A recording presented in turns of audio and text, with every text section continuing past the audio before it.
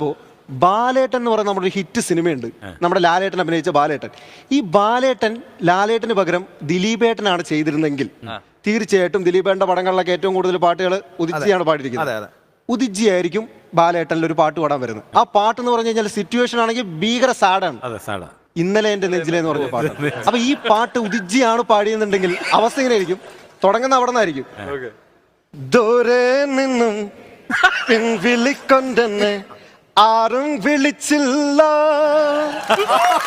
കാണാ കണ്ണീരിൻ കാവലിനുലിഴ ആരും തുടച്ചില്ല. ദൂരെ നിന്നും പിൻവിളിക്കൊണ്ടെന്നെ ആരും വിളിച്ചില്ല, കാണാ കണ്ണീരിൻ കാവലിനുലിഴ ആരും തുടച്ചില്ല. ഇനി ശ്രദ്ധിക്കണം, ഈ ചന്ദന പൊൻചിതയിൽ എന്റെ അച്ഛനെറിയുമ്പോൾ